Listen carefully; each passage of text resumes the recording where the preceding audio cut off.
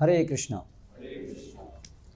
आज हम पढ़ेंगे श्रीमद् भगवद गीता यथारूप अध्याय 16 से श्लोक क्रमांक 24। कृपया दोहराइए। ओम नमो भगवते वासुदेवाय। ओम नमो भगवते वासुदेवाय। ओम नमो भगवते वासुदेवाय।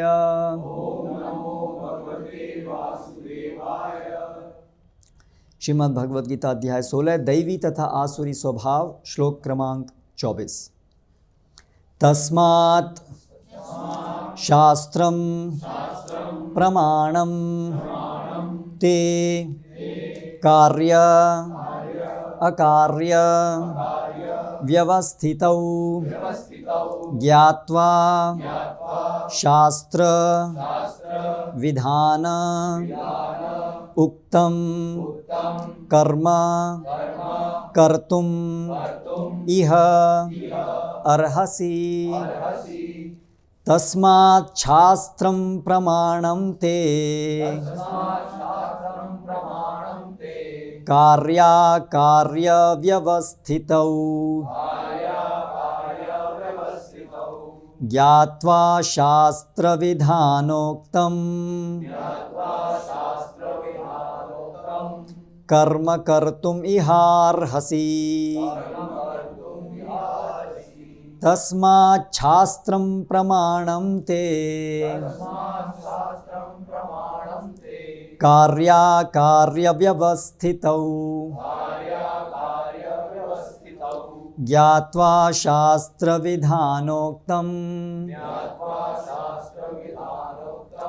कर्म कर्तुमिहार्हसि। तस्मात् इसलिए शास्त्रम शास्त्र प्रमाणम प्रमाण ते तुम्हारा कार्य कर्तव्य अकार्य निषिद्ध कर्म व्यवस्थितौ निश्चित करने में ज्ञात्वा जानकर शास्त्र शास्त्र का विधान विधान उक्तम कहा गया कर्म कर्म कर्तुम करना इह इस संसार में अर्हसि तुम्हें चाहिए। अनुवाद एवं तात्पर्य द्वारा कृष्ण कृपा मूर्ति श्री श्रीमद् अभय चरणारविंद भक्ति वेदांत स्वामी श्रील प्रभुपाद इस्कॉन के संस्थापक आचार्य। अतएव मनुष्य को यह जानना चाहिए कि शास्त्रों के विधान के अनुसार क्या कर्तव्य है और क्या अकर्तव्य है। उसे ऐसे विधि विधानों को जानकर कर्म करना चाहिए जिससे वह क्रमशः ऊपर उठ सके। तात्पर्य, जैसा कि 15वें अध्याय में कहा जा चुका है, वेदों के सारे विधि विधान कृष्ण को जानने के लिए हैं। यदि कोई भगवद गीता से कृष्ण को जान लेता है और भक्ति में प्रवृत्त होकर कृष्ण भावनामृत को प्राप्त होता है तो वह वैदिक साहित्य द्वारा प्रदत्त ज्ञान की चरम सिद्धि तक पहुंच जाता है। भगवान चैतन्य महाप्रभु ने इस विधि को अत्यंत सरल बनाया।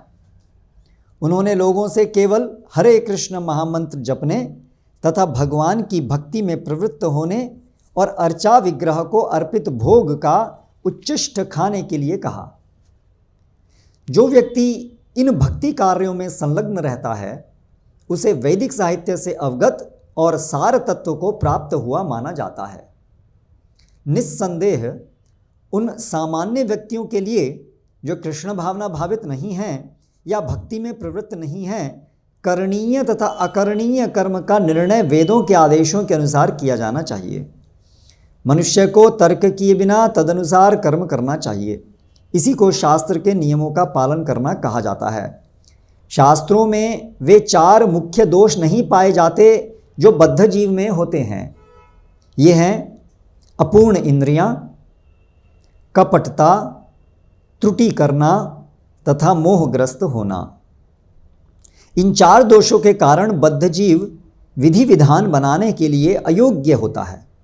अतएव विधि विधान जिनका उल्लेख शास्त्र में होता है, जो इन दोषों से परे होते हैं, सभी बड़े बड़े महात्माओं, आचार्यों तथा महापुरुषों द्वारा बिना किसी परिवर्तन के स्वीकार कर लिए जाते हैं। भारत में आध्यात्मिक विद्या के कई दल हैं, जिन्हें प्राय 2 श्रेणियों में रखा जाता है, निराकारवादी तथा साकारवादी। दोनों ही दल वेदों के नियमों के अनुसार अपना जीवन बिताते हैं। शास्त्रों के नियमों का पालन किए बिना कोई सिद्धि प्राप्त नहीं कर सकता। अतएव जो शास्त्रों के तात्पर्य को वास्तव में समझता है, वह भाग्यशाली माना जाता है। मानव समाज में समस्त पतनों का मुख्य कारण भागवत विद्या के नियमों के प्रति द्वेष है। यह मानव जीवन का सर्वोच्च अपराध है। अतएव भगवान की भौतिक शक्ति अर्थात माया त्रय तापों के रूप में हमें सदैव कष्ट देती रहती है। यह भौतिक शक्ति प्रकृति के 3 गुणों से बनी है। इसके पूर्व की भगवान के ज्ञान का मार्ग खुले, मनुष्य को कम से कम सतोगुण तक ऊपर उठना होता है। सतोगुण तक उठे बिना वह तमो तथा रजोगुणों में रहता है, जो आसुरी जीवन के कारण स्वरूप हैं। रजो तथा तमोगुणी व्यक्ति शास्त्रों, पवित्र मनुष्यों तथा भगवान के समुचित ज्ञान की खिल्ली उड़ाते हैं। वे गुरु के आदेशों का उल्लंघन करते हैं और शास्त्रों के विधानों की परवाह नहीं करते। वे भक्ति की महिमा का श्रवण करके भी उसके प्रति आकृष्ट नहीं होते। इस प्रकार वे अपनी उन्नति का अपना निजी मार्ग बनाते हैं। मानव समाज के ये ही कतिपय दोष हैं जिनके कारण आसुरी जीवन बिताना पड़ता है। किंतु यदि उपयुक्त तथा प्रामाणिक गुरु का मार्गदर्शन प्राप्त हो जाता है तो उसका जीवन सफल हो जाता है, क्योंकि गुरु उच्च पद की ओर उन्नति का मार्ग दिखा सकता है।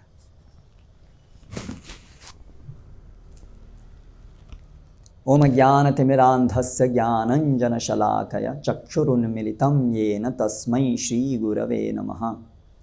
श्रीचैतन्यमनोभीष्टं स्थापितं येन भूतले स्वयं रूपकदा मह्यं ददाति स्वपदान्तिकं। वन्देऽहं श्रीगुरौ श्रितः पदकमलं श्रीगुरून् वैष्णवांश्च। श्रीरूपं साग्रजातं सहगणरघुनाथान्वितां तं सजीवं साद्वैतं सावधूतं परिजनसहितं कृष्णचैतन्यदेवं श्रीराधा कृष्णपादान् सहगणललिता श्रीविशाखान्वितांश्च। जय श्री कृष्ण चैतन्य प्रभु नित्यानंद श्री अद्वैत गदाधर श्रीवासादि गौरभक्तवृंद। हरे कृष्ण कृष्ण कृष्ण हरे हरे, हरे राम राम राम हरे हरे। तो पिछली बार हम चर्चा कर रहे थे कि कैसे वैदिक संस्कृति सभी संस्कृतियों की जननी है।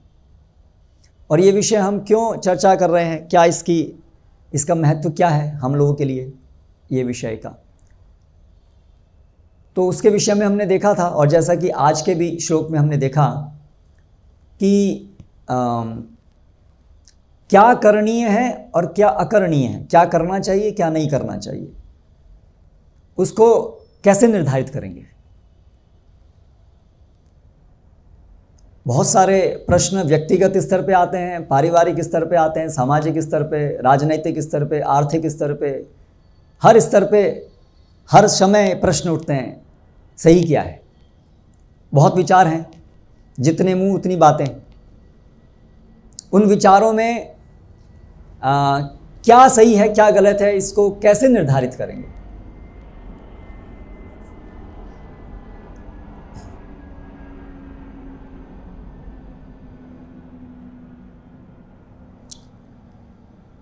वर्तमान आधुनिक समय में निर्धारण करने का एक तरीका है बहुमत, डेमोक्रेसी। ज़्यादातर लोग जिस बात को सही मानते हैं वो सही है, ऐसा विचार है। करेक्ट। इसलिए हर चीज़ के ऊपर अभी धीरे धीरे पोल्स होते हैं, पूछा जाता है हाँ आपकी क्या राय है इस बारे में। ठीक है, समस्या क्या है कि लोगों का बहुमत बदलता रहता है, इसलिए हर 5 साल में सरकार बदलती हैं, करेक्ट। और जैसे जैसे सरकार बदलती हैं और उस प्रकार से अधिनियम भी बदलते रहते हैं, अमेंडमेंट्स आते रहते हैं लॉज के अंदर, लोगों की विचारधाराओं में परिवर्तन आता रहता है। तो जो कल तक सही था वो आज गलत हो जाता है, जो आज सही है वो कल गलत हो जाएगा। तो इस कारण कोई स्थिर आधार नहीं रहा सही और गलत का, अगर आधार है बहुमत, करेक्ट। और जब बात आती है ऐसे विषयों की जहाँ पर हम जन्म मृत्यु से बाहर क्या है, परम सत्य क्या है, तो फिर बहुमत कहाँ चलेगा। बहुत सारे अज्ञानी लोग मिलकर के यदि कोई चीज़ बोलें तो क्या उससे वो सत्य हो जाता है, करेक्ट। तो वो तो, और वो भी ऐसा विषय जो उनके सबके इंद्रियों के बाहर का विषय है, आहार निद्रा भय मैथुन से भी ऊपर बहुत दूर विषय है, जिसको इंद्रियों से जो ग्राह्य नहीं है, ऐसे विषय के ऊपर कैसे हम केवल मत के ऊपर कार्य कर सकते हैं। उसी प्रकार से एक दूसरा तरीका है कि ऑब्जर्वेशन, प्रत्यक्ष जो हम देखते हैं, जो अपनी इंद्रियों से ग्रहण करते हैं, उसको हम सच मानते हैं। ये एक और तरीका है, या जिसके हमने लास्ट टाइम कुछ हद तक चर्चा की थी।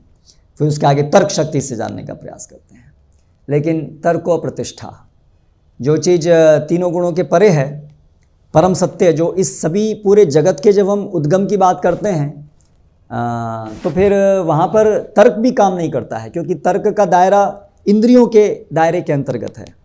और जैसा कि आज के तात्पर्य में श्रील प्रभुपाद बताते हैं, हम सब जो भी मनुष्य हैं, सब के अंदर 4 त्रुटियां हैं, 4 कमियां हैं, जिसकी वजह से हम अपने बलबूते पर कोई भी ज्ञान प्रस्तुत करेंगे, चाहे कितना भी उसमें हम रिसर्च करें, पर क्योंकि वो इनबिल्ट हैं, ये जो कमियां हैं वो इनबिल्ट हैं हर मनुष्य के अंदर, इसलिए अंततः जो भी वो ज्ञान अर्जित करेगा, देगा, उसमें ये 4 कारणों से त्रुटियां रहेंगी ही रहेंगी। एक तो हमारी इंद्रियां अपूर्ण हैं, हमेशा से हमारी इंद्रियां अपूर्ण हैं। हमारी इंद्रियां निर्भर हैं बहुत सारे फैक्टर्स के ऊपर। हम इंद्रियों से क्या चीज़ को अनुभव कर पाते हैं वो निर्भर करता है बहुत सारी चीज़, हम स्वतंत्र नहीं हैं, है ना। अगर यहाँ प्रकाश ना हो तो हम अपने हाथ को भी नहीं देख पाएंगे अपने आँखों के आगे। ऐसे बहुत सारी हमारी सभी इंद्रियां जो है वो अपूर्ण हैं, त्रुटि करने की इसलिए हमारे अंदर क्षमता है, टू एयर इज़ ह्यूमन। फिर चीटिंग प्रोपेंसिटी, धोखा देने की प्रवृत्ति है। जब तक काम क्रोध लोभ मोह रहता है तब तक हम सबके अंदर धोखा देने की प्रवृत्ति है, और हम जो है भ्रमित हो जाते हैं। अंधकार में रस्सी को सांप सोचते हैं, ऐसे सब हम भ्रमित होते हैं। ये शरीर, हम शरीर को अपना मानते हैं, सबसे बड़ा भ्रम सबको। तो ये 4 सब में त्रुटियां होने के कारण अपने आप से हम सही और गलत की पहचान नहीं कर सकते हैं। तो फिर जीवन को कैसे जीना है, सही गलत कैसे निर्धारण होगा, उसके लिए भारत के अंदर, वैदिक संस्कृति के अंदर ये सब चीज़ों का विवरण आता है शास्त्रों में। प्रमाण तत्व शास्त्रों में, बिल्कुल आरंभ में शास्त्रों को जब शास्त्र को क्यों मानना है, ऐसा नहीं है कि बस अंध विश्वास की तरह से भगवत गीता को लेना है। क्यों भगवत गीता में जो लिखा है हम उसको क्यों स्वीकार करें, क्या इसका प्रमाण है। तो ये सब विचार हुआ है शास्त्रों में बृहद रूप से, बहुत गहराई से। हाँ, तो उसमें ये सब विचार किया कि शास्त्रों में वर्णित है कि ये सब अपनी इंद्रियां तो हमारी अपूर्ण है, इसलिए केवल एकमात्र तरीका है सही और गलत की पहचान करने का, वो है शास्त्रों के द्वारा। क्योंकि शास्त्र जो हैं इन 4 त्रुटियों के परे हैं। शास्त्र में ये 4 त्रुटियां नहीं हैं जो हम सब में हैं, क्योंकि शास्त्र अपौरुषेय है। शास्त्र का जो उद्गम है उसे कहा गया अपौरुषेय। वो किसी पुरुष, किसी व्यक्ति, इस भौतिक जगत के किसी व्यक्ति के द्वारा शास्त्र का ज्ञान नहीं दिया गया है। शास्त्र का ज्ञान साक्षात तीनों गुणों से परे इस सृष्टि के को बनाने वाले साक्षात भगवान के द्वारा ये ज्ञान दिया जाता है मनुष्यों को बार बार जब जब सृजन होता है। तेन ब्रह्म हृदय आदि कवये, जो आदि सबसे पहले जो जीव हैं ब्रह्मांड के ब्रह्मा, जब जब सृष्टि होती है तो भगवान जो सृष्टि करता है वो स्वयं ब्रह्मा को ये ज्ञान देते हैं और वहाँ से फिर गुरु शिष्य परंपरा में ये ज्ञान चला आता है। तो इसलिए शास्त्रों का जो ज्ञान है वो तीनों त्रुटियों से परे है, क्योंकि भगवान तीनों त्रुटि से परे हैं जिन्होंने ये ज्ञान दिया है। और उन्हीं की कृपा से ही हम जो जीव हैं, जो तीनों त्रुटियों के अंदर, जो तीनों गुणों के अंदर हैं, हालांकि हम चारों त्रुटि करने वाले हैं, लेकिन जब हम भगवान के द्वारा दी गई प्रणाली है ना, भक्ति प्रणाली के अंतर्गत संलग्न होते हैं तो भगवान की कृपा से, भगवान की शक्ति से हम उस अपूर्णताओं को पार करके इस पूर्ण ज्ञान को प्राप्त कर पाते हैं। तो ये तरीका है। लेकिन और भारत में ये चीज़ सर्वमान्य थी, इसलिए कभी भी दो लोगों का झगड़ा होता था तो बोलते थे कौन से शास्त्र में लिखा है। कहने का आशय ये था कि अगर शास्त्र में लिखा है दिखा दोगे तो मान लेंगे। यानी कि शास्त्र जो है वो अपने आप में प्रमाण है, स्वतः सिद्ध प्रमाण, क्योंकि शास्त्र का वचन भगवान की वाणी है, इसलिए वहाँ लिखा है तो मतलब वो सही है। और कोई तर्क की और कोई अन्य प्रमाण की आवश्यकता नहीं है, वो परम प्रमाण है। शास्त्रों में जो लिखा है वो परम प्रमाण है। ये हमारी वैदिक संस्कृति का मूल रहा है। इसलिए हमारी पूरी वैदिक संस्कृति शास्त्रों के आधार पर चलती थी। शास्त्रों के आधार पर निर्धारित होता था कि किस अवस्था में क्या करना है, क्या नहीं करना है। हमारे सारे जो सोसाइटी के, समाज के जो नियम थे वो इस प्रकार शास्त्र के अनुसार चले आ रहे थे, सदियों सदियों सदियों से चले आ रहे थे। हाँ, लेकिन कुछ पिछले, मुख्य रूप से पिछले 500, 700, 1000 साल के अंतर्गत विशेष रूप से हानि हुई है ये शास्त्र को प्रमाण के रूप में स्वीकार करने में।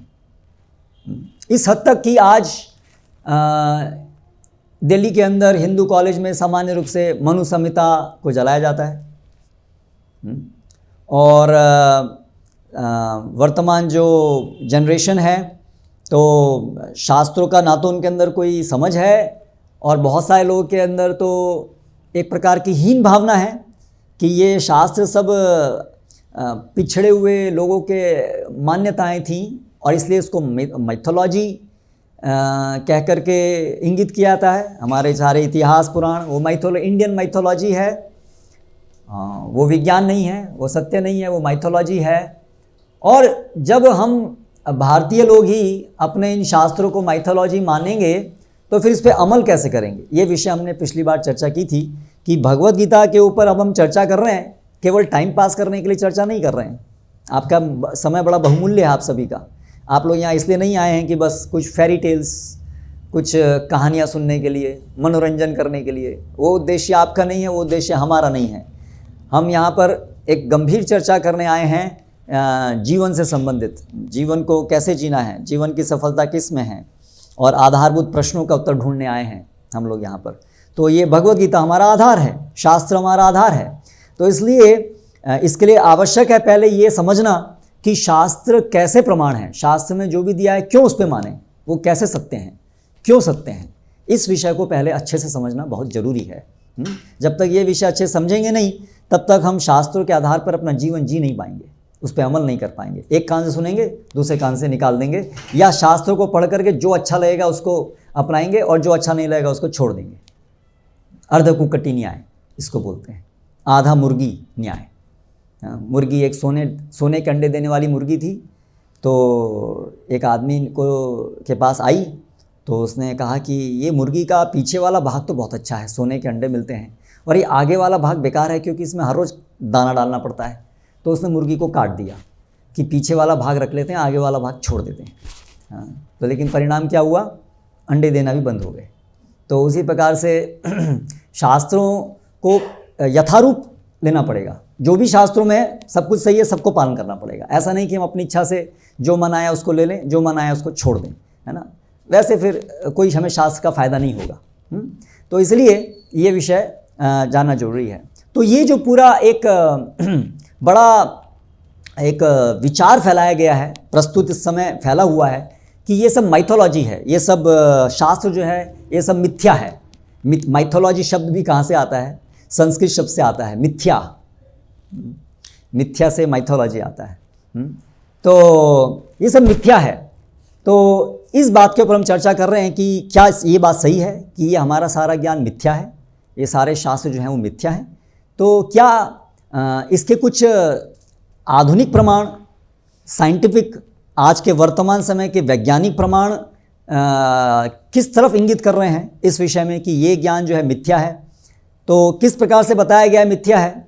जो मॉडर्न स्कॉलर्स हैं, इंडोलॉजिस्ट्स हैं, वो कहते हैं कि ये जो वैदिक ज्ञान है, ये भाई आपके वेदों में तो क्या लिखा है? कितना पुराना है वेदों का ज्ञान?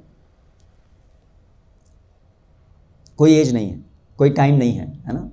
ये तो सृष्टि के आरंभ से चला आ रहा है, कोई एज नहीं है। और सृष्टि कब आरंभ हुई शास्त्रों के अनुसार? ब्रह्मा जी के जीवन की अभी मध्य समय चल रहा है। ब्रह्मा जी की पूरी आयु का लगभग मध्य समय चल रहा है। और हमने लास्ट टाइम डिस्कस किया था, करेक्ट? ब्रह्मा के 12 घंटे में 1000 कलयुग, 1000 द्वापर, 1000 त्रेता, 1000 सतयुग होते हैं 12 घंटे के अंदर। और ऐसे करके उनका 100 साल की उनकी आयु होती है। और वो एक कलयुग 4,32,000 साल का है। तो हम समझ सकते हैं कि हम क्या बात कर रहे हैं। ये सृष्टि अभी ब्रह्मा जी की लगभग अर्ध आयु हुई है, 50 ईयर्स।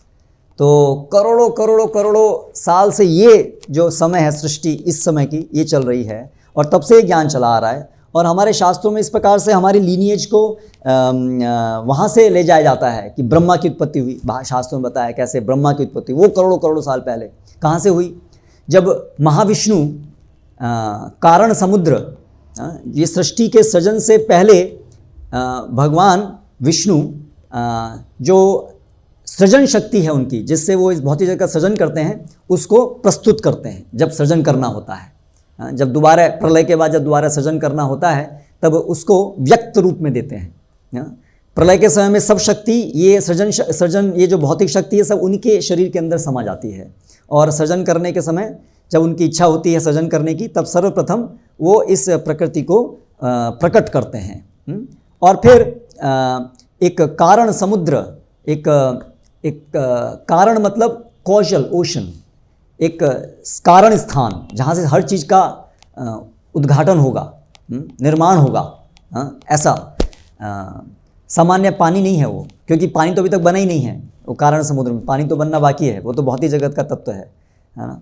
तो ऐसे कारण समुद्र में महाविष्णु शयन करते हैं और उनके रोम छिद्रों से ब्रह्मांड, अनंत कोटि ब्रह्मांड निकलते हैं। ये जो एक हमारा ब्रह्मांड है, ये तो केवल एक बहुत छोटा सा ब्रह्मांड है। ऐसे कोटि कोटि कोटि कोटि कोटि ब्रह्मांड हैं, बहुत बड़े बड़े ब्रह्मांड हैं। हमारे ब्रह्मा जी चतुर्मुखी हैं, उनके 4 मुख हैं। लेकिन ऐसे ऐसे ब्रह्मांड हैं जिनके ब्रह्मा 1,000 मुख वाले, 10,000 मुख वाले भी हैं। इतने बड़े बड़े ब्रह्मांड भी हैं। तो ऐसे कोटि कोटि ब्रह्मांडों की रचना होती है। और ये रचना सब होती है जब महाविष्णु श्वास निकालते हैं, और जब महाविष्णु श्वास लेते हैं तो ये सब ब्रह्मांड वापस उनके शरीर में चले जाते हैं।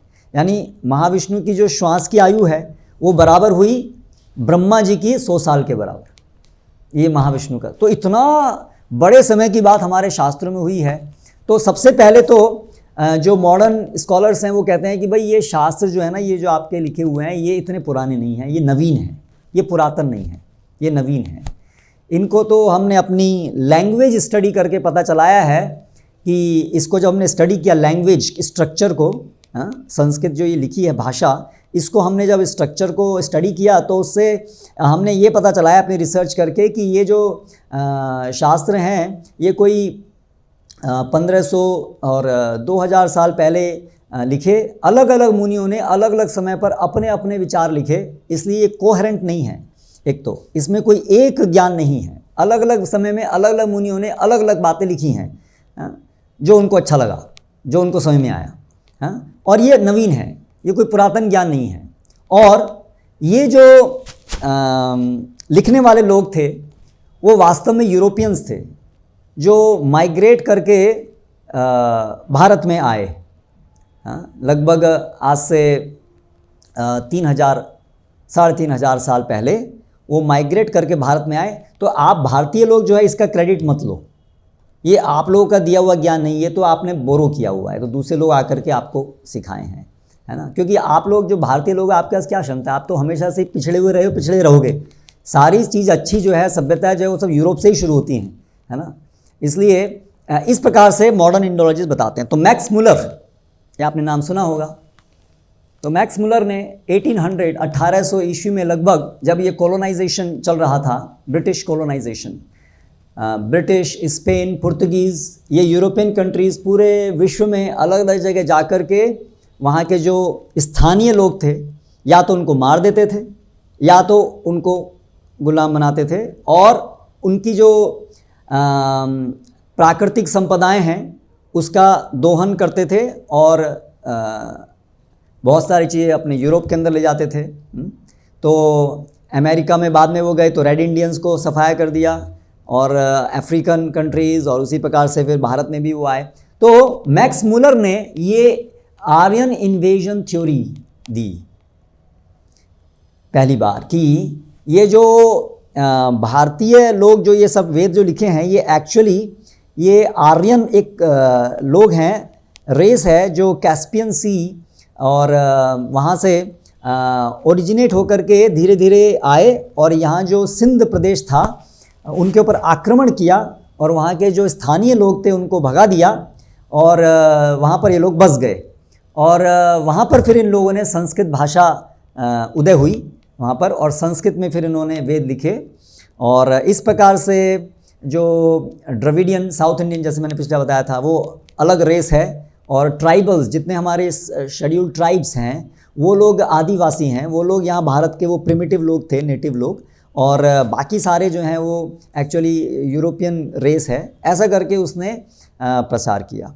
लेकिन कितने सारे प्रमाण हैं कि ये जो सिंध प्रदेश है उसमें 1,500 साल पहले नहीं, 5,000 साल पहले, 10,000 साल पहले भी वही वैदिक सभ्यता के अवशेष बहुतायत में वहाँ मिलते हैं। ये हमने कुछ चीज़ें लास्ट टाइम देखी थी। तो अभी मैक्स मुलर ने खुद भी अंत में 40 साल बाद, जब उसने थ्योरी दी, उसके 40 साल बाद खुद उसने स्वीकार किया कि एक्चुअली जो भी वो बात है वो एक्चुअली सत्य नहीं है ना। लेकिन एक बार बात फैला दी तो जिनको उसको यूज़ करना था वो तो अभी तक भी उसको यूज़ कर रहे हैं, करेक्ट। तो देखिए मैक्स मुलर क्या कहते हैं। Whether the Vedic hymns were composed 1000 or 1500 or 2000 or 3000 BC, no power on earth will ever determine. कोई जान नहीं सकता है कि वास्तव में शास्त्र कब लिखे गए, लेकिन उसने तो थ्योरी फैला दी। फैलाने के बाद में ये बोलते हैं कि कोई जान नहीं सकता है, correct. As to the actual date of the Veda, if we were to place it at 5000 BC, I doubt whether anybody could refute such a date. 5000 BC भी कहो तो भी कोई इसको गलत नहीं सिद्ध कर सकता। While if we go back beyond the Veda and come to measure the time required for the formation of Sanskrit, I doubt whether even 5000 years would suffice for that. और अगर संस्कृत भाषा को देखें तो इसका जो जटिलताएं हैं इस भाषा के अंदर, उसको विकसित होने में तो ये 5000 साल भी कम है। तो ये खुद मैक्स मुलर का स्टेटमेंट है। लेकिन इसका उपयोग करते हुए आज माइथोलॉजी कह दिया गया पूरे इतिहास पुराणों को, और हम लोगों ने सब अपने वेद शास्त्र, हमारे गुरुकुल शिक्षा प्रणाली पूरी चेंज होकर के मॉडर्न एजुकेशन सिस्टम आ गया। और आज हम लोग कोई स्कूलों में हमारे भगवद गीता नहीं पढ़ते हैं। हम सब भले ही अपने को हिंदू बोलते हैं, लेकिन हमें ज़्यादातर लोगों को एक श्लोक भी याद नहीं होता है, और अगर श्लोक याद भी होता है तो उसका अर्थ पता नहीं होता है, और अर्थ पता होता है तो अपने जीवन में उसको कभी उतारते नहीं हैं। ये हम सबकी भारतीयों का गौरव है। गर्व से कहो हम हिंदू हैं और हम भारतीय हैं, लेकिन हमको कुछ भी अपने शास्त्रों के बारे में पता नहीं है। हमारी कल्चर हमने पाश्चात्य जगत से ली है, विचारधारा पाश्चात्य जगत से ली है, केवल कहने के लिए हिंदू हैं, केवल बाहर से हमारी ठप्पा लगा हुआ है भारतीय है ना। इसलिए मैक्स मुलर और एक ब्रिटिश फिलोसोफर ने कहा कि हम मॉडर्न एजुकेशन, ये जो इस इंडिया के अंदर हम ऐसी एजुकेशन देंगे, ब्रिटिश एजुकेशन, जिससे भारतीय लोग अपने खून में, अपने रंग में भारतीय रहेंगे, लेकिन विचार में यूरोपियन बन जाएंगे। मैकॉले तो उसने ये बात कही कि ये शिक्षा प्रणाली के द्वारा भारतीय जो है खून में और रंग में तो भारतीय रहेंगे, लेकिन विचार में यूरोपियन बन जाएंगे। तो अब प्रमाणित रूप से ऐसा हो गया है। विचारों की दृष्टि से हम सब यूरोपियन ही हैं, हमें सब वहीं की चीज़ अच्छी लगती हैं, वहीं की कल्चर सब अच्छी लगती है, वहीं की बातें, है ना। तो इसके पीछे बहुत सिस्टमेटिकली प्रयास किया गया है कि ये जो पूरी वैदिक कल्चर है, जो एक्चुअली पूरे संसार में सारी जो भी कल्चर्स हैं, जो इस्लाम धर्म उदित हुआ, जो क्रिश्चियनिटी, उस सब से बहुत पुरानी प्राचीन ये सभ्यता है और ये ज्ञान है, और इसके हिस्टोरिकल प्रूफ हैं। तो ये बहुत प्राचीन है, लेकिन इसको इस प्रकार से प्रोपेगेंडा करके ख़त्म किया गया है और इसके जो महत्व है उसको निम्न किया गया है, जिससे हम लोगों के अंदर ही इसको पालन करने के लिए कोई प्रेरणा नहीं रह गई है। तो इसलिए अभी जब हम इसको चाहते हैं रिवाइव करना, हम चाहते हैं भगवद गीता समझना, पढ़ना, तो हमारे लिए ये भी थोड़ा ज़रूरी होगा जानना कि कैसे, क्या इवन आधुनिक प्रमाण कैसे मिल रहे हैं कि ये वैदिक संस्कृति बहुत प्राचीन थी और ये वैदिक संस्कृति पूरे संसार में व्याप्त थी। हर जगह के लोग जो हैं उनका ओरिजिनल रूट्स जो हैं वो कहीं ना कहीं वैदिक संस्कृति से जुड़े हुए हैं, या तो वैदिक संस्कृति का इन्फ्लुएंस उनके ऊपर रहा है पूरे संसार में। तो इसलिए आज हम कुछ ऐसे तथ्यों को देखेंगे कि कैसे पूरे विश्व भर के अंदर, अलग अलग कंट्रीज़ के अंदर क्या क्या वैदिक संस्कृति की जड़, वहाँ जड़ उनकी सब वैदिक संस्कृति, इसके क्या क्या प्रमाण हैं, ये हम देखेंगे। और हमारे शास्त्रों में इसका कारण बताया है कि कैसे ये संभव हुआ कि पूरे विश्व में वैदिक संस्कृति कैसे पहुँची। तो भारतवर्ष और इसका प्रभाव पूरी पृथ्वी के ऊपर था। शास्त्रों में हम देखते हैं कि बताया है कि बहुत सारी ऐसी घटनाएं हैं जिसमें कि जो वेदों को पालन करने वाले जो लोग थे, आर्यन जिनको कहते हैं, तो वो विश्व भर के अलग अलग देशों में, एरियाज़ में गए और वहाँ सेटल हुए अलग अलग कारणों से।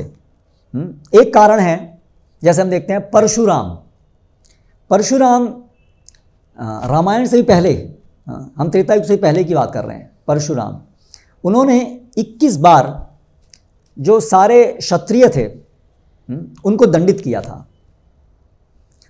जो क्षत्रिय शास्त्रों के वैदिक कल्चर से बाहर जा रहे थे, उनको पालन नहीं कर रहे थे, 21 बार उनको दंडित किया था।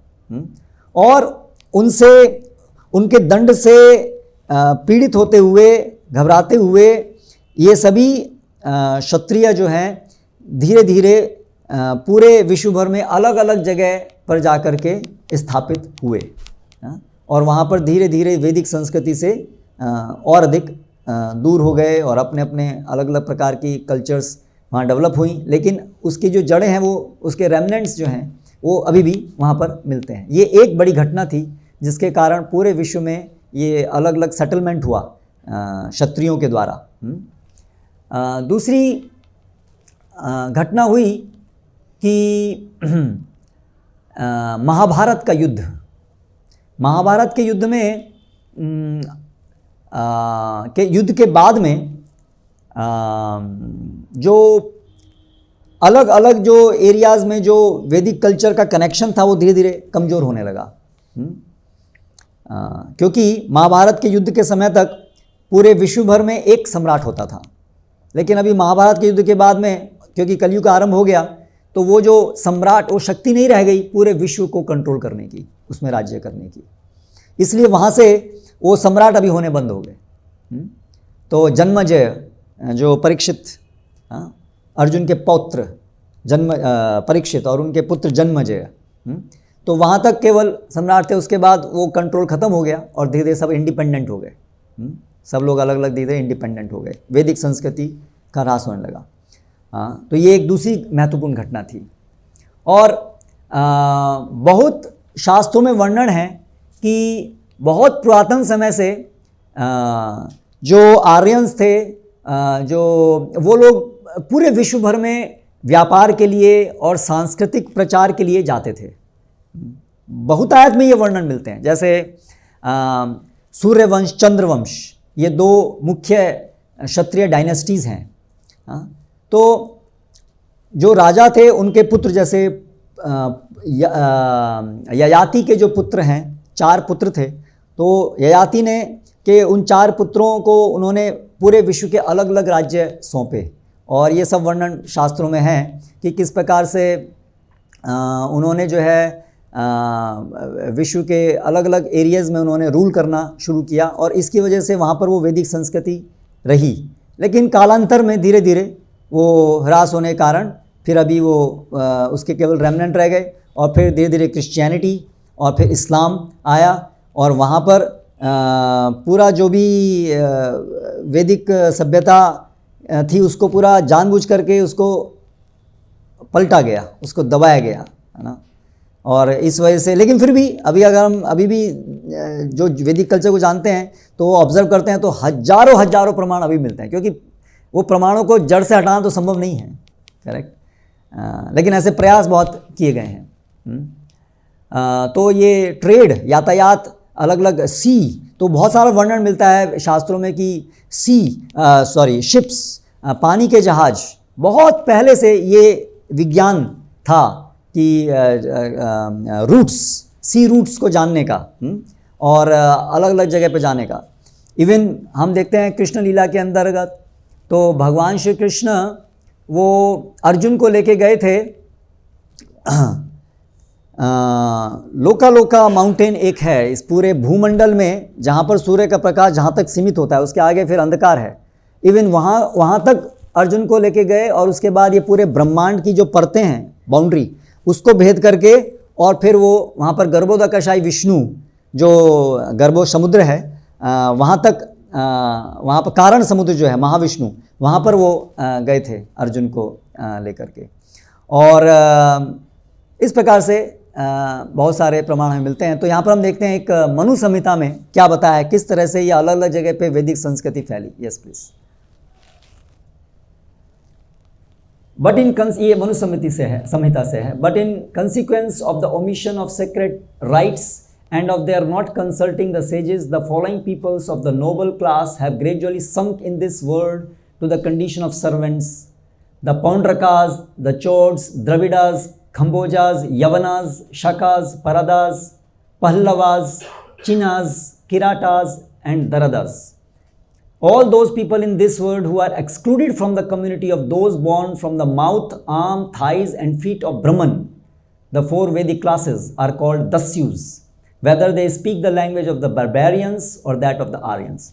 तो यहाँ पर बताया गया मनु संहिता में कि जो वैदिक सभ्यता के अंदर सभी ब्राह्मण यानी कि भगवान के मुख से, बाहु से और उदर से और जांग से उत्पन्न होते हैं, ब्राह्मण, क्षत्रिय, वैश्य, शूद्र, ये वर्णाश्रम सोसाइटी है। लेकिन जो इन वैदिक नियमों को पालन नहीं करते हैं वो आउटकास्ट यानी कि वो बाहर हो जाते हैं, वर्णाश्रम पालन करने के बाहर हो जाते हैं। ऐसे लोग को दस्यु कहा जाता है। दस्यु, उनके अंदर सब प्रकार की गलत आदतें पाई जाती हैं, चोरी और झूठ बोलना, और ये जो आजकल के समाज में सामान्य है। तो आजकल के समाज में सब दस्यु हैं ज़्यादातर लोग। वो लोग अलग अलग क्षेत्रों में अलग अलग नाम से जाने लगे। तो आप देखिए ये चिनाज, ये चाइनीज़, चीन लोग जो हैं वो चिनाज, और यवन जो इजिप्ट, अलेक्जेंडर, वो सब यवन कहलाए। ये ऑफशूट्स वैदिक कल्चर के ही इजिप्ट में उनको यवन, ये शास्त्रों में ही ये उल्लेख है अलग अलग जगह। किराट, तो वो जो असम और उस एरिया के जो माउंटेन रेंज में रहने वहाँ चले गए, वो किराट। पहलवाज, तो ये पर्शिया, पर्शियंस, वो पहलवाज से परिवर्तित होते हुए थे वो पर्शियंस ईरान के अंदर। ऐसे पूरे संसार में ये अलग अलग जगह पर ये लोग अलग अलग नाम से जाने गए, और धीरे धीरे इनके अंदर बदलाव आते आते और फिर क्रिश्चियनिटी और फिर इस्लाम, बुद्धिज़्म, और इस प्रकार से ये धीरे धीरे बदलाव होता गया। लेकिन फिर भी हम देखते हैं बहुत सारे रेमनेंट जो हैं वो अभी भी मिलते हैं। तो अभी कुछ एक उदाहरण आपके सामने हम रखेंगे कि कैसे अलग अलग देशों में क्या क्या वैदिक संस्कृति के अवशेष प्राप्त होते हैं, हो रहे हैं। संक्षिप्त में अगर हम साउथ ईस्ट एशिया को देखें, Thailand, Cambodia, Vietnam, China, Japan, Tibet, Indonesia, Java, Sumatra, Bali. तो यहाँ पर जो राजा लोगों का वर्णन है इन देशों के अंदर, जो उनकी अगर जीनियोलॉजी को हम देखते हैं, जो बहुत पुराने समय के उनके जो राजाओं का वर्णन है, उनके नाम यदि आप देखेंगे तो उनके नाम इस प्रकार से हैं: जयवर्मन, यशोवर्मन, इंद्रवर्मन, सूर्यवर्मन। तो ये जो नाम है ये संस्कृत नाम है, सूर्यवर्मा। हाँ, तिब्बत के अंदर 8वीं और 9वीं शत में रामायण का ट्रांसलेशन हुआ तिब्बतन लैंग्वेज में। और वहाँ का जो जीनियोलॉजिकल वो उसको ट्रेस करते हैं, रूपति एक राजा जो कौरवों की आर्मी में कौरवों की तरफ से लड़ा था और युद्ध में फिर हार के वो भाग गया, चला गया, और उसके फिर वंशज इत्यादि वो तिब्बत के अंदर स्थापित हुए। नेपाल कुछ समय तक तो वो हिंदू राष्ट्र ही कहलाता था, है ना, और उसके अंदर तो बहुत सारे क्लियर कट पूरी वैदिक संस्कृति के प्रमाण मिलते हैं, जैसे कि पशुपतिनाथ मंदिर, प्रसिद्ध मंदिर नेपाल के अंदर, वो गुप्ता पीरियड के अंदर बनाया गया, यानी कि लगभग 300-400 BC उसके अंदर। ललितपुर के अंदर, वहाँ ललितपुर एक जगह है, वहाँ पर उमा महेश्वर का मंदिर है, गणेश के बहुत सारे मंदिर हैं। मुक्तिनाथ जो जगह है वहाँ पर, वो एक दिव्य देश है। श्री वैष्णव संप्रदाय जो है उनके 108 दिव्य देश हैं, दिव्य प्रदेश हैं पूरे विश्व भर में, उसमें एक दिव्य देश है ये मुक्तिनाथ, जहाँ पर एक माउंटेन में हमेशा से एक ज्वाला निकलती रहती है नेचुरली, इसलिए महाभारत में इसका वर्णन है ज्वालामयी के रूप में, ये स्थान का वर्णन ज्वालामयी, और ये अभी भी हम देख सकते हैं वहाँ पर ये स्थान है। और वहाँ पर गंडकी रिवर है, गंडकी नदी, जिसमें शालग्राम शिला मिलते हैं जो विष्णु के अर्च विग्रह के रूप में माने जाते हैं। नेपाल में जगह है जनकपुर, जनकपुर अर्थात जनक महाराज का स्थान, जहाँ पर सीता महारानी प्राप्त हुई। श्रीलंका में आए तो वहाँ पर भगवान राम और रामायण से संबंधित बहुत सारे स्थल, अनगिनत स्थल आपको श्रीलंका के अंदर देखने को मिलेंगे, और शिव जी, राम और इनके बहुत सारे मंदिर। हालांकि अभी मेन जो रिलीजन है वो वहाँ बुद्धिस्ट रिलीजन है, क्योंकि अगर आप हिस्ट्री को ट्रेस करेंगे तो महाभारत के युद्ध के बाद में धीरे धीरे वैदिक संस्कृति का ह्रास हुआ, और जो जानवरों की बलि है, जो शास्त्रों में एक दूसरे उद्देश्य के लिए दी गई थी, मंत्रों को सही से उच्चारण हुआ कि नहीं हुआ ये जानने के लिए, उसका दुरुपयोग करने लगे, और केवल मांस भक्षण, अपनी जीवा संतुष्टि के लिए वो ये शास्त्रों में जो बलि है उसका दुरुपयोग करने लगे। इसको रोकने के लिए बुद्ध रूप में भगवान अवतरित हुए और बुद्धिज़्म का प्रचार हुआ। अशोका राजा ने उसको अपना रिलीजन बनाया राज्य का, और फिर ये पूरी जो वेद शास्त्र ये सब, क्योंकि बुद्ध ने देखा कि ये लोग वेद का तो दुरुपयोग कर रहे हैं, तो इसलिए उन्होंने कहा कि पहले आप अहिंसा परमो धर्मो, पहले हिंसा करना बंद करो, है ना। तो उस समय में सारे वेद शास्त्र, वैदिक संस्कृति सब धीरे धीरे पतन हो गया, भारत से निकल करके ये सब देश जो हैं सारे, इसमें बुद्धिज़्म का प्रचार हुआ। उसी प्रकार श्रीलंका के अंदर भी। फिर बर्मा का जो प्राचीन वो नाम है वो ब्रह्म देश है, ब्रह्म देश से ये उपभ्रंत होकर के बर्मा आया है। यहाँ के पूरे शहर जो हैं उनके पुराने नाम देखेंगे तो अमरपुरा नाम है, और वहाँ के जो राज्य का जो प्रमुख है उसको अधिपति कहते हैं, जो संस्कृत शब्द अधिपति से आया है, अधिपति मतलब राजा। और वहाँ के राजाओं के नाम हैं बहुबली, देवचंद्र, जो पूरी तरह से संस्कृत नाम है, और रंगून जो जगह है वो रामानागो, भगवान राम का शहर, इस नाम से वो उपभ्रंश होकर के रंगून नाम आया है। उसी प्रकार थाईलैंड में जाएं तो उसका नाम है श्याम, जो श्याम कृष्ण के नाम पर है, थाईलैंड का पूर्व नाम। और बहुत सारे शब्द हैं जो संस्कृत के शब्द वहाँ मिलते हैं उसकी भाषा में। जैसे कोई भी आप कोई मिलते हैं जब वहाँ पर ग्रीट करते हैं एक दूसरे को, सुखी हो तू बोल करके। सुखी हो तू मतलब आप सुखी रहें, सुखी हो तू। विवाह को, वेडिंग को वहाँ पर विविहा कहते हैं, विविहा, विवाह, विविहा। और थाईलैंड के अंदर रामायण बड़ी प्रसिद्ध है। राम आख्यान, रामेक्यन, रामेक्यन कह के उसको एग्जैक्ट प्रोनाउंसिएशन मुझे भी नहीं पता थाई लैंग्वेज का, समथिंग सिमिलर। राम आख्यान बड़ी प्रसिद्ध है वहाँ पर, रामायण लोकल लैंग्वेज के अंदर। और थाईलैंड में ये कुछ मंदिर के अवशेष हैं।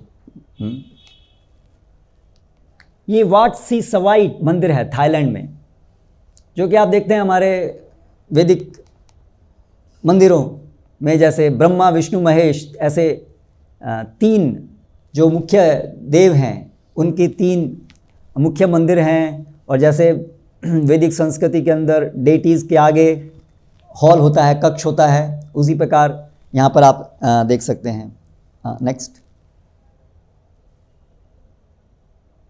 फिर मंदिर के अंदर गरुड़ को आप देख सकते हैं, जो विष्णु के वाहक हैं कार्विंग्स के अंदर, इस मंदिर के अंदर।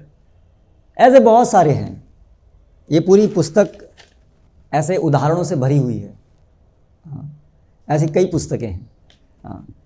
ये तो मैं केवल बहुत कुछ आपके सामने प्रस्तुत कर रहा हूँ। जो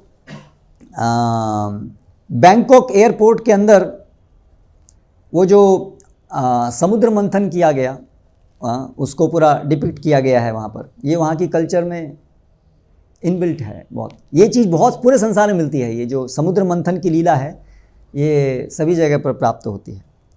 फिर हम जाएंगे कंबोडिया। तो कंबोडिया के अंदर अभी हालांकि ये मुस्लिम कंट्री है, लेकिन इसके अंदर संसार का सबसे बड़ा विष्णु मंदिर पाया जाता है, अंकोर वाट के अंदर। तो ये मंदिर है जो पूरी तरह से वैदिक कॉस्मोलॉजी के ऊपर बना हुआ है। जो वेदों के अंदर, भागवतम के अंदर जो कॉस्मोलॉजी पूरी बनाई गई है, और इसमें जब आप जाएंगे अंदर तो वो विष्णु लोक, ये भूलोक पर हैं, स्वर्ग लोक, और ऐसे करते करते आप विष्णु लोक जाते हैं तो वो भगवान का गर्भगृह वहाँ विष्णु लोक। और उस प्रकार से अलग अलग लेवल पर अलग अलग जो स्कल्पचर्स बनाए गए हैं, वहाँ पर अलग अलग डेमीगॉड्स को दर्शाया गया है इस पूरे इसके अंदर।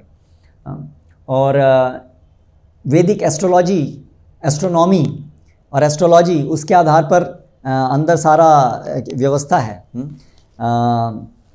विंटर सॉल्स्टिस और समर, उसमें प्रकाश जो है वो एक वो समुद्र मंथन में एक तरफ वासुकी मंदरा पर्वत को रख करके वो जो समुद्र मंथन किया गया, वासुकी तो एक तरफ देवता और एक तरफ असुर।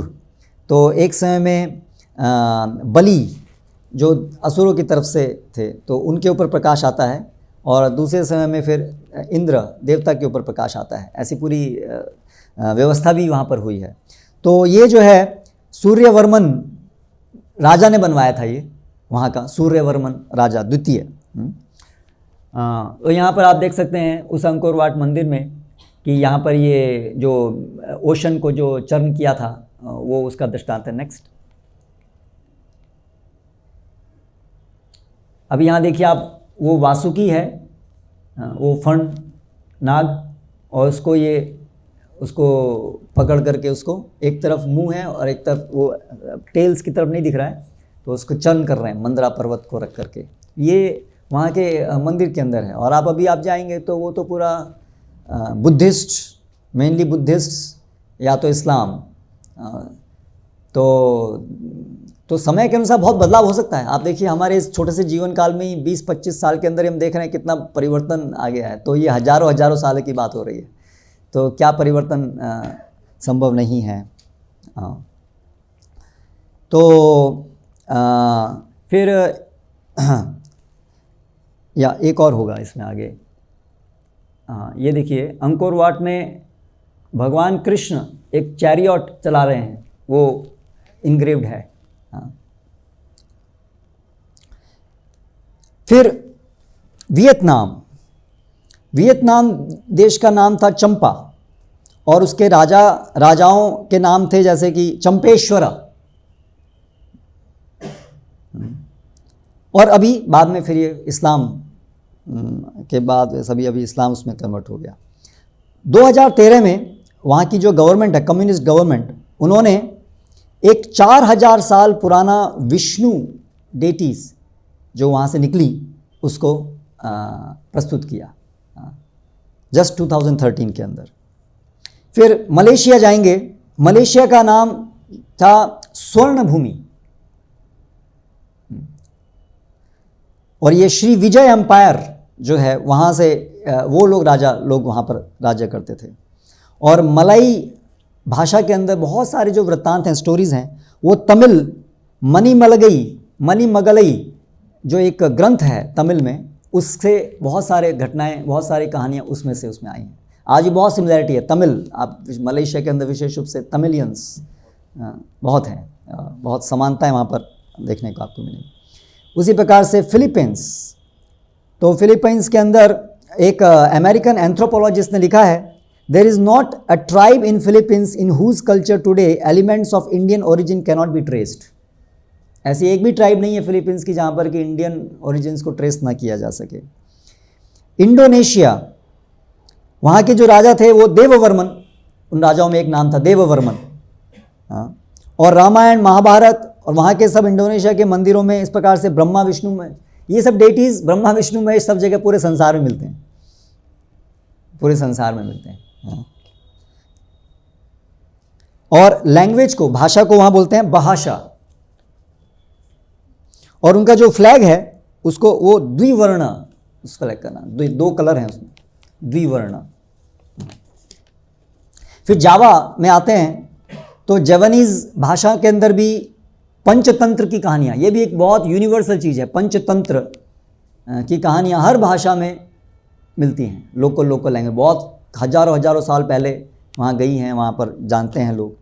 हाँ, और मायान पिरामिड्स जो हैं वो वहाँ पर शिव डेटीज़, शिव मंदिर मिलते हैं। उसी प्रकार से बाली जो है वो बलि महाराज जो हैं प्रहलाद के पौत्र, तो उनके आधार पर वहाँ पर जो नाम है, तो उनके बहुत सारी लीलाएं वहाँ पर आपको मंदिर में वहाँ के जो अवशेष हैं वहाँ देखने को मिलेंगी। फिर चाइना, जैसा मैंने कहा चीनस, ये वहाँ का पूर्व का नाम था। और राजसूय यज्ञ में जो पांडवों ने किया था, तो वहाँ पर चीना, वहाँ के राजा भी पांडवों के लिए गिफ्ट्स लेकर के आए थे, ऐसा वर्णन हमारे शास्त्रों में मिलता है। और जो चाइना के जीनियोलॉजी को अगर हम देखें, पुरातन उनके जो पूर्वज, तो वो अपने को आवार का डिसेंडेंट बताते हैं, और शास्त्रों में भी बताया गया है कि ये पुरुरवा ये उसके डिसेंडेंट्स हैं जो लोग वहाँ गए। तो पुरुरवा हमारे, आप भागवत में पढ़ेंगे हमारी जीनोलॉजी के अंदर, तो चंद्रवंश के अंतर्गत वो आते हैं, तो उन्हीं के डिसेंडेंट्स वो लोग वहाँ चाइना की तरफ गए। और बहुत सारे वृत्तांत महाभारत के अंदर मिलते हैं, कैसे अर्जुन जो है वो चाइना क्रॉस करके गए, हिमकेटु वहाँ पर जाके उन्होंने ये सब सोना प्राप्त किया राजसूय यज्ञ के लिए, इत्यादि बहुत सारे वृत्तांत ऐसे मिलते हैं। और जो जैन बुद्धिज़्म है चाइना में, जिसके प्रवर्तक बोधि धर्म हैं, तो वो कांचीपुरम में उनका जन्म हुआ था। साउथ इंडिया के कांचीपुरम ब्राह्मण थे, जिन्होंने कलरीपयट्टू जो एक मार्शल आर्ट है ना, उसका ज्ञान उन्होंने वहाँ जाके दिया, जो अभी वहाँ पर शाओलिन मार्शल आर्ट के रूप में विख्यात है चाइना के अंदर। उसका जो ओरिजिन है वो कलरीपयट्टू है, जो साउथ इंडिया में जिसका ओरिजिन है।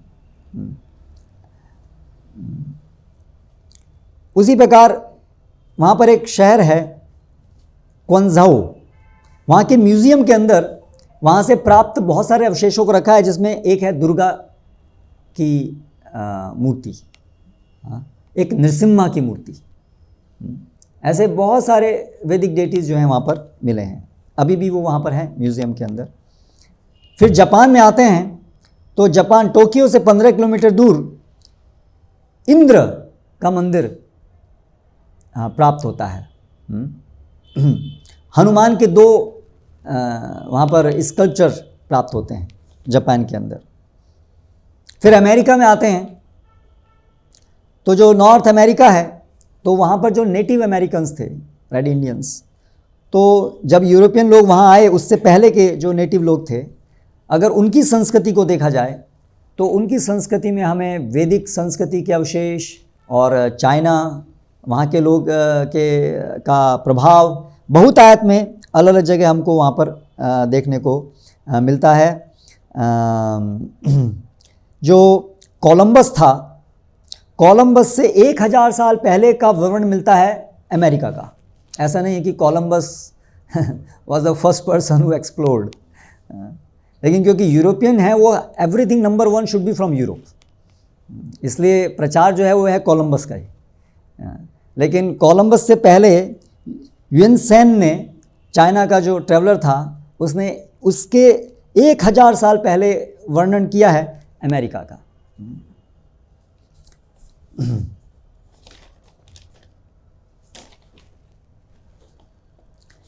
फिर मैक्सिको के अंदर यदि हम आते हैं, साउथ अमेरिका के अंदर, तो वहाँ पर हनुमान की 50 फीट ऊंची मूर्ति प्राप्त होती है।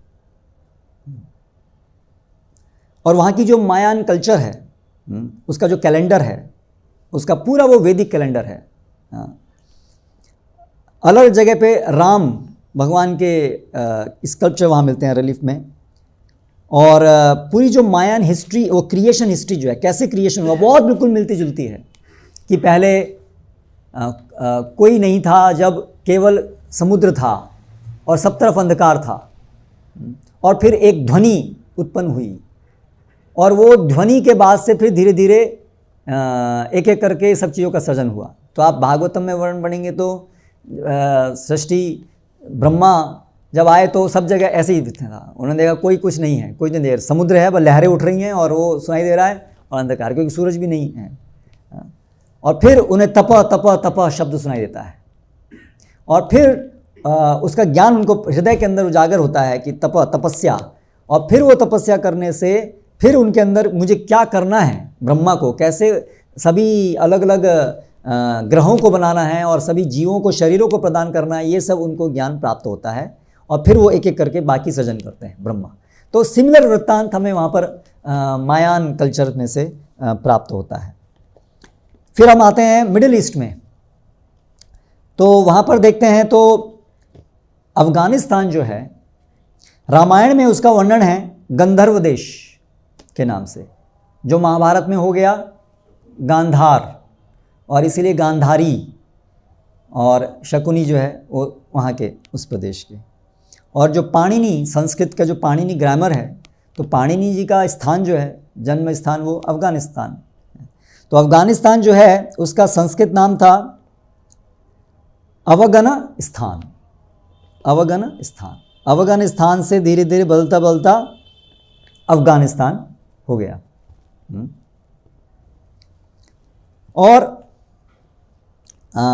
फिर उसी प्रकार से कंदहर जो राजधानी है, तो वो गांधार का अपभ्रंश होकर कंदहर हो गया। और आप इस बार देख सकते हैं बहुत सारे स्थान है ना वर्ड के अंदर, बलूचिस्तान, उज़्बेकिस्तान, ये सब स्थान कहाँ से आए? स्थान से आए। संस्कृत में वो स्थान मतलब प्लेस, वहाँ से वो सारे के सारे स्थान आए, बहुत सारे सब।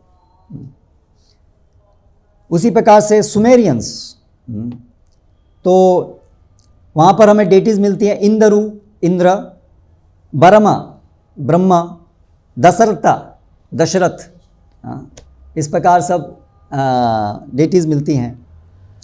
टर्की के अंदर एक एक्सकेवेशन के अंदर एक स्कल मिला, जिसमें कि शिखा है और शेव्ड हेड है। तो उस पुजारी का एक स्कल बहुत पुरातन वहाँ से प्राप्त हुआ, टर्की से। उस प्रकार ईरान, पर्शिया, वो हमने आपको बताया। परशकास, वो शास्त्रों में वर्णन है कि वो कैसे वैदिक रूट में से आए हैं। इजिप्ट, तो इजिप्ट के अंदर तमिल ब्राह्मी लिपि प्राप्त होती है 1 सेंचुरी BC इसे। 2008 में इसको अभी रिसेंटली उसको प्राप्त किया गया। ऐसे बहुत सारे वहाँ पर भी अवशेष। अफ्रीका, मॉरिशस, वो मरीचा जो रावण का सहयोगी था, मरीचा, तो वो स्थान मॉरिशस है। अरेबिया, अरेबिया के अंदर इतने सारे वैदिक कल्चर के अवशेष हैं। इस्लाम आने से पहले मोहम्मद ने, वो उनका रूट अरब का वैदिक था और धीरे धीरे फिर इस्लाम आने के बाद में धीरे धीरे वो सबको बदला। जो मोहम्मद है वो कुरैश रेस को बिलोंग करते थे, जो कौरवों से आया है, और ये चंद्रवंश के हैं। कौरव जो हैं चंद्रवंश के, इसलिए उनका पूजनीय जो डेटी है वो चंद्र होता है। और इस्लाम में भी चंद्र मुख्य है। आप देखेंगे वहाँ पर वो चंद्र का है। और बहुत सारे जो अरेबिक देवता हैं, जैसे कि अल्लाह के 3 संतानें, अल-लत, अल-उज़्ज़ा, मनत। तो वो अल-लत, अल्लाह वो दुर्गा का संस्कृत में नाम है, अल-उज़्ज़ा, अल-ऊर्जा शक्ति का नाम है, और मनत वो सोमनाथ, उसका धीरे धीरे अपभ्रंश होकर के हुआ है। और जो काबा है, मक्का काबा,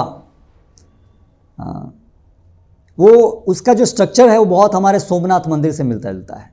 360 अलग अलग डेटीज़ वहाँ पर थी, जिसमें से 16 मुख्य अभी भी हैं, जिसमें आप देखेंगे सूर्य और वरुण, ऐसे ऐसे सब डेटीज़ के नाम के अपभ्रंश हो के हैं, और वो डेटीज़ वहाँ दिखती हैं।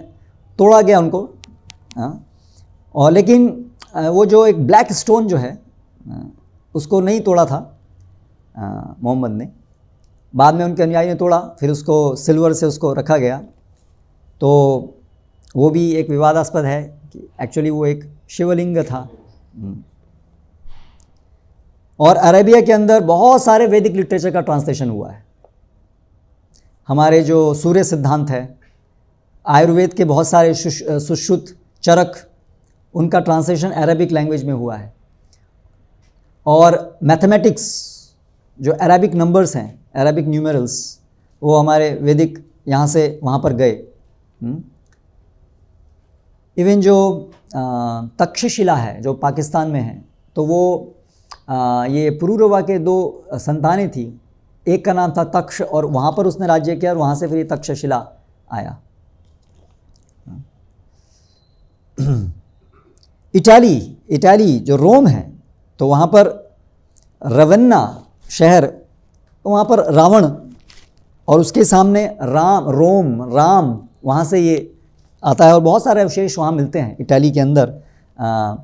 जिस वहाँ पर क्रिश्चियनिटी जब शुरू हुई, तो वहाँ उन्होंने इन सब चीज़ों को धीरे धीरे जानबूझ करके सबको ख़त्म करना शुरू किया, लेकिन फिर भी बहुत सारी चीज़ें वहाँ मिलती हैं। उसी प्रकार से रशिया, तो वहाँ पर हमारे शास्त्रों में से वृतांत मिलता है कि कैसे भगवान कृष्ण के जो पुत्र थे प्रद्युम्न, गदा और सांबा, उनको ये उत्तर की तरफ भेजा गया। तो साइबेरिया के अंदर जो राज्य उन्होंने किया। और रशिया, ऋषि, ये ऋषियों की बहुत सारे यहाँ यज्ञ होते थे, ऋषि मुनि यहाँ पर यज्ञ करते थे। और मॉस्को के अंदर अभी 2006 में ही एक विष्णु मूर्ति मिली। तो इस प्रकार ये कुछ केवल एग्जाम्पल्स आपको बताने के लिए कि कितने सारे प्रमाण हैं कि पूरे विश्व भर में वैदिक संस्कृति थी। और ये सब वैदिक संस्कृति के अवशेष को कार्बन डेटिंग और अलग अलग तरीके से देखा गया, आधुनिक तरीके से भी, तो भी इनकी एज 10,000 साल, 5,000 साल पुरानी मिलती है। यानी कि बहुत समय से, हजारों सालों से पूरे विश्व भर के अंदर ये वैदिक संस्कृति रही है।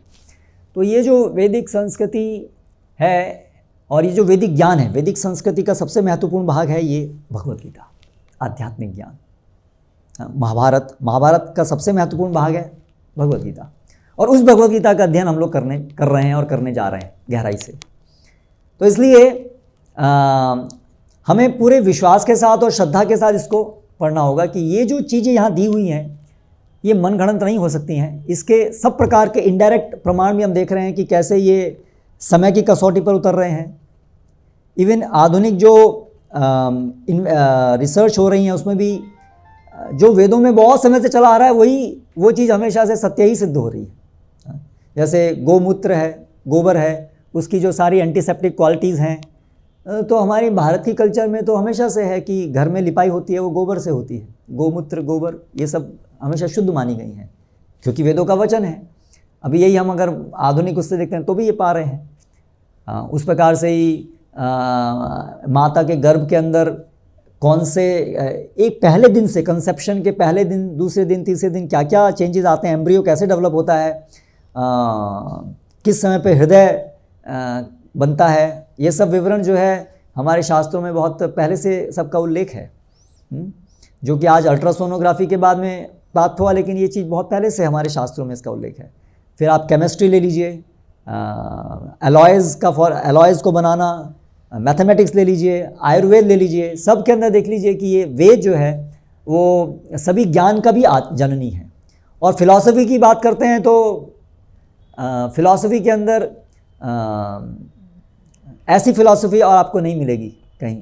ये पूरे विश्व भर के फिलॉसफर्स भी इस बात को स्वीकार करते हैं कि भगवद गीता जैसा ज्ञान जो है वो कहीं नहीं है, क्योंकि स्वयं भगवान के द्वारा दिया गया है। तो ये इनडायरेक्ट सब तरीके हैं जिससे हम समझ सकते हैं कि ये शास्त्र तो मनोकल्पित नहीं हो सकते। हमने पिछले आपको बताया था कि उसकी जो भविष्यवाणियाँ हैं वो भी सही सिद्ध हुई हैं। 5000 वर्ष पूर्व जहाँ पर चंद्रगुप्त मौर्य और चाणक्य पंडित का विवरण था कि वो आएंगे और बुद्ध अवतार आएंगे, वैसी चीज़ें हुई हैं।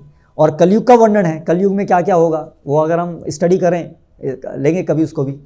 एक 12वें स्कंद में भागवतम में पूरा एक चैप्टर है कलयुग की भविष्यवाणी, क्योंकि ये लिखा गया 5000 साल पहले भागवतम, कलयुग का जब आरंभ होना था। लेकिन उसमें वर्णन है कि कलयुग जैसे जैसे आगे बढ़ेगा तो उसमें क्या क्या होगा। तो वो वर्णन आप देखेंगे तो हम समझ सकते हैं कि कैसा सटीक वर्णन वहाँ पर ऑलरेडी है, और आगे और भी क्या क्या होगा वो भी हम जान सकते हैं वहाँ से। तो जहाँ पर ऐसी भविष्यवाणियाँ हैं, जहाँ का पूरा इतिहास के सारे रेमनेंट्स इवन मॉडर्न तरीके से भी हम देख रहे हैं तो मिल रहे हैं, तो निश्चित रूप से ये जो वैदिक ज्ञान है वो मनोकल्पित कैसे हो सकता है ना। तो कम से कम सैद्धांतिक रूप से हम ये समझ सकते हैं कि ये जो ज्ञान है ये अत्यंत प्राचीन ज्ञान है, ये कोई मनोधर्म नहीं है, बड़ा ही वैज्ञानिक है। इसमें सब चीज़ें बहुत तर्कसंगत और प्रामाणिक रूप से दी गई हैं। और इस आधार पे हम एक इनडायरेक्टली समझ सकते हैं कि निश्चित रूप से इसको जो ज्ञान को देने वाला है वो इम्परफेक्ट नहीं हो सकता, ये परफेक्ट ज्ञान है। इसलिए परफेक्ट ज्ञान को देने वाला परफेक्ट ही हो सकता है, इम्परफेक्ट आदमी कभी परफेक्ट ज्ञान को नहीं दे सकता है। तो हमने जैसे वर्णन किया कि हम सब के अंदर तो इम्परफेक्शन है, इसलिए हमारा विज्ञान उसको हमेशा बदलते रहना पड़ता है, नई नई थ्योरीज लानी पड़ती है, नई नई थ्योरीज बदलती रहती हैं। लेकिन वैदिक ज्ञान के अंदर कोई अनुसंधान की आवश्यकता नहीं है। अनुसंधान केवल जो हम नहीं जानते हैं इसमें दिया है उसको समझने के लिए हो सकता है, पर नया कुछ ईजाद करने के लिए नहीं है। इट्स ऑल देयर, जो भी हमारे आवश्यक है, जो भी आवश्यक है। शास्त्रों में ऐसा नहीं है कि हर चीज़ के विषय में बताया गया है संसार की, क्योंकि संसार के की एक एक छोटा विषय भी अनंत ज्ञान है, अनंत उसकी गहराइयाँ हैं। शास्त्रों का उद्देश्य नहीं है कि बाल की खाल निकालना, वो संभव नहीं है। शास्त्रों का उद्देश्य है जो हमारे लिए जानने के लिए आवश्यक है इस जगत में रहने के लिए, और भगवत धाम जाने के लिए जो जरूरी है उतना ज्ञान, और उतनी हमारी क्षमता है। हमारी क्षमता नहीं है कि एग्जैक्टली कैसे सृष्टि का सृजन हुआ वो जानने की, नहीं तो हम कर पाते ना। आजकल साइंटिस्ट बोलते हैं हम जानते हैं सृजन कैसे हुआ, ठीक है, तो एक मच्छर बना के दिखाइए। अगर वास्तव में आप जानते हैं तो आप कर सकते होते ना, नहीं तो किस बेस पे आप कहते हैं हम जानते हैं, वो तो स्पेकुलेशन हो गया। हम केवल सोचते हैं कि ऐसा होगा लेकिन जानते नहीं। जानने का मतलब तो आप उसको फिर करके दिखाने चाहिए।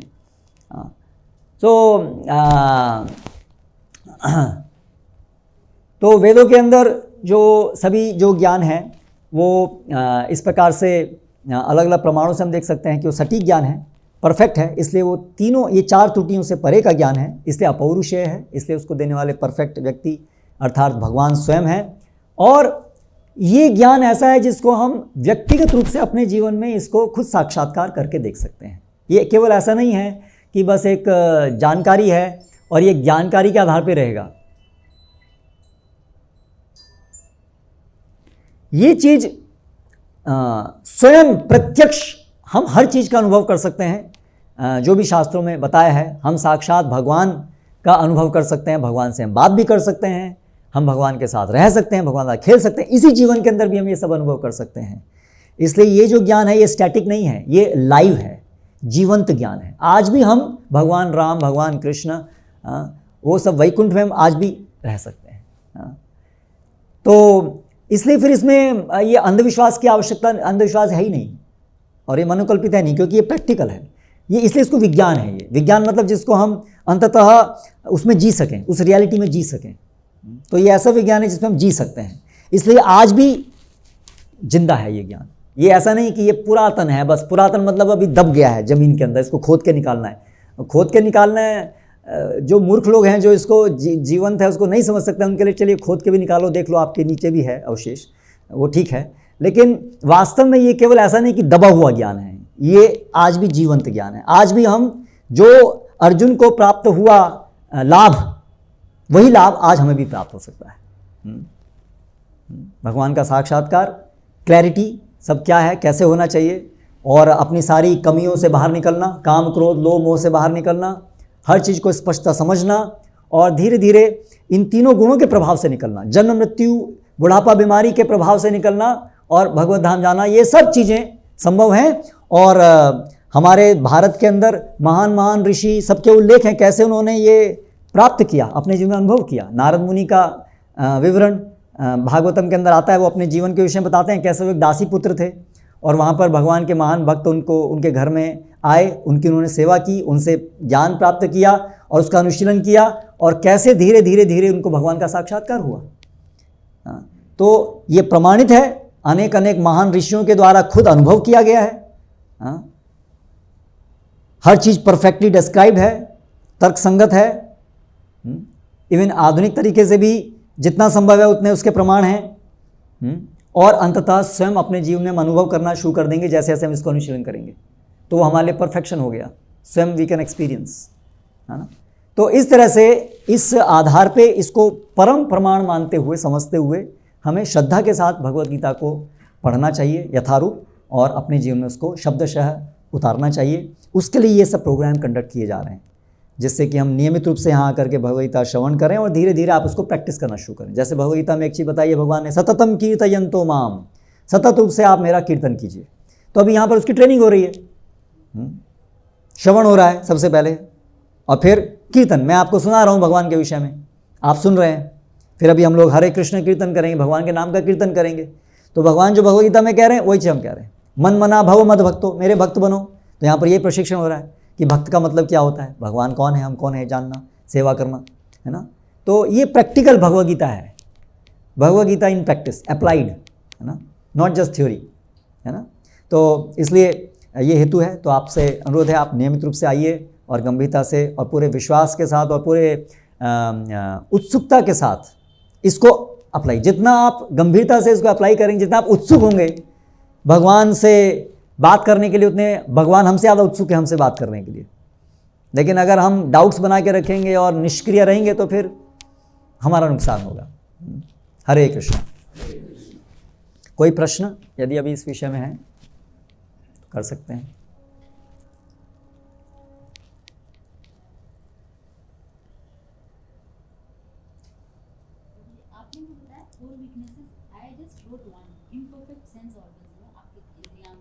हमारी इंद्रियां अपूर्ण हैं, हमारे अंदर हमेशा से गलती करने की क्षमता है, टू एयर इज ह्यूमन, और हम हमेशा से भ्रमित होने की संभावना है। जैसे हम रस्सी को सांप समझ लेते हैं, और चीटिंग प्रोपेंसिटी, धोखा देने की प्रवृत्ति है। और कोई प्रश्न है?